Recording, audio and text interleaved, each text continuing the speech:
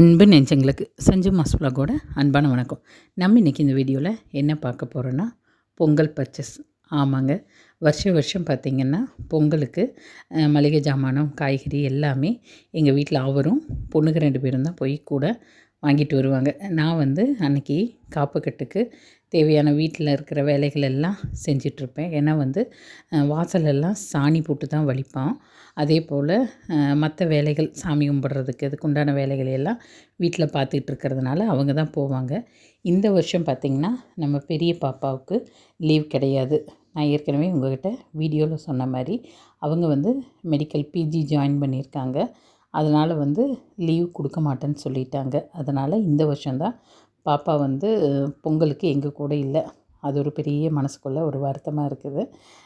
Mostly ஆனால் எல்லாம் அடிக்கொருக்கா time கிடைக்கும்போது எங்கள் கூட ஃபோன் பேசிக்குவா, வீடியோ கால் பேசிக்குவாங்கிறதுனால அது ரொம்ப விட்டுட்டுருக்கிற அந்த ஒரு ஃபீல் இல்லை. இருந்தாலுமே விசேஷத்தன்னைக்கு பொண்ணுங்க வீட்டில் இருந்தாலே அது ஒரு மாதிரி மனசுக்கு நல்லாயிருக்கும் இல்லைங்களா?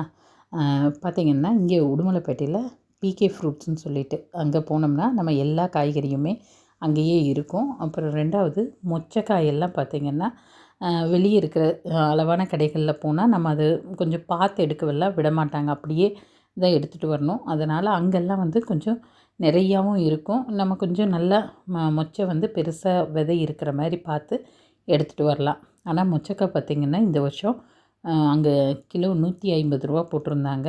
அதனால் அளவாக நாளைக்கு சாமி கும்பிட்றதுக்கு அளவாக வைக்கிற அதுக்கு அளவாக மட்டும் காய்க வாங்கிட்டேன்.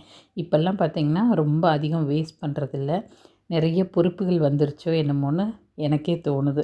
ஏன்னா முதல்லையெல்லாம் பார்த்திங்கன்னா எதுவுமே ரொம்ப விளையாட்டுத்தனமாக இருந்துக்கிட்டு இருந்தேன். இப்போ நாள்பட எல்லாமே புரிஞ்சு காசோட அருமையாகட்டும், நம்ம எவ்வளோ அழகாக சிக்கனமாக குடும்பம் நடத்தணும் அப்படிங்கிறதெல்லாம் தெரிஞ்சுக்கிட்டு அதுக்கு தகுந்த மாதிரி எல்லாம் செலவு பண்ண ஆரம்பித்தாச்சு.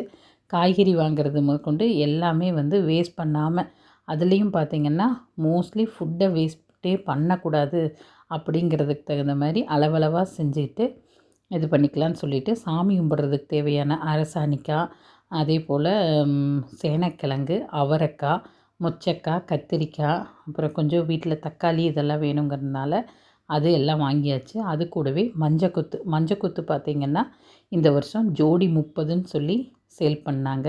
மஞ்சக்கொத்தும் அங்கே நல்லா பச்சையாக நல்லா இருந்தது. அதனால் மஞ்சக்கொத்து 1 வாங்கிட்டோம். அதே போல் கரும்பு நிறைய கொண்டு வந்து அடுக்கி வச்சுருந்தாங்க. அதுலேயும் கொஞ்சம் வண்ணம் பெருசாக, அதாவது நல்லா விளைஞ்ச கரும்பாக பார்த்து ஒரு 2 கரும்பு எடுத்து ஜோடி 80 ரூபா போட்டிருந்தாங்க. அதையும் வாங்கிட்டு மஞ்சக்கொத்து அப்புறம் எல்லா காய்கறியும் வாங்கிட்டு வந்தாச்சு. மளிகை ஜாமானமும் வீட்லேயே எதெல்லாம் பொங்கலுக்கு நம்ம தேவையானது இருக்குதோ அது நாங்கள் படப்பு போட்டு சாமி கும்பிடுவோம். அப்படிங்கிறதுனால பாசிப்பயிர் கடைஞ்சு இது மாதிரியெல்லாம் நான் ஏற்கனவேவும் வீடியோவில் சொன்ன மாதிரி தான். அதனால் அதுக்கு தேவையானது எல்லாமே லிஸ்ட்டு போட்டு எடுத்துகிட்டு போயிருந்ததுனால டக்குன்னு எல்லா வேலையும் முடிஞ்சுது. முதல்ல மளிகை ஜாமான வேலைகள்லாம் முடிச்சுட்டு வாங்கிட்டு, அதே போல் காய்கறி கடையில் அதுக்கு தேவையானதெல்லாம் வாங்கிட்டு, அடுத்ததாக சந்தை ரோட்டில் போய் தலவாழை இலை சாமி கும்பிட்றதுக்கு படப்பு போடுறதுக்கு வேணும் இல்லைங்களா? அதனால் தலவாழை இலை, எலுமிச்சம்பழம், வாழைப்பழம் இதெல்லாம் வாங்கலான்னு சொல்லிவிட்டு அந்த ரோட்டில் போனோம். பார்த்திங்கன்னா வண்டி இன்ச் பை இன்ச்சாக நகர்ந்தது. ஏன்னா நல்ல க்ரௌடுங்க எல்லாம். நோன்பு பொதுவாகவே என்ன சொல்லுவாங்கன்னா நோன்பு சந்தை அப்படிம்பாங்க. அதாவது பொங்கலுக்காக எல்லாம் பொங்கலுக்கு தேவையான அத்தனை காய்கறிகள், கரும்பு, அப்புறம் இந்த மஞ்சள், அப்புறம் காப்பு கட்டுறதுக்கு பூளைப்பூ, ஆவாரம்பூ, அந்த இது எல்லாமே அப்படியே ரோட்டு ஓரங்களில் நிறைய கடைகளாக போட்டிருந்தாங்க. அதுலேயும் அவங்கவுங்க தேவையானதெல்லாம் நிறைய வாங்கிட்டு போனாங்க. அதனால் நல்ல க்ரௌடு. அந்த ரோடே பார்த்திங்கன்னா நல்ல க்ரௌடாக இருந்தது. நான் அதையும் அழகாக வீடியோ எடுத்துக்கிட்டு அந்த தலவாழையில் இது ஒரு 2-3 பொருள் தான் வாங்க வேண்டியது இருந்ததுனால அவர் என்னை காரில் நீ வெயிட் பண்ணு, நான் அதுக்குள்ளே வாங்கிட்டு வந்துடுறேன்னு சொல்லிவிட்டு காரை ஒரு ஓரமாக பார்க் பண்ணிவிட்டு அவர் இறங்கி போய் வாங்கிட்டு வந்துட்டார். அப்படியே வரும்போது இந்த பையங்களை பார்த்தேன். அவங்களுக்கு ஹாப்பி என்ன கிளாஸ் படிக்கிறீங்க? நம்மளுக்கு ஹாப்பி பொங்கல் ஐடி படிக்கிறீங்களா? அதையும் வீடியோ அந்த பஸ் நல்லா படிங்க. அப்படியே வந்தாச்சுங்க. அங்கே நிறைய பூக்கடைகள் எல்லாம் இருந்தது. சாமி கும்பிட்றதுக்கு தேவையான கொஞ்சம் பூ மட்டும் வாங்கிட்டு அதுக்கப்புறமா அப்படியே நேராக வீட்டுக்கு வந்தாச்சு.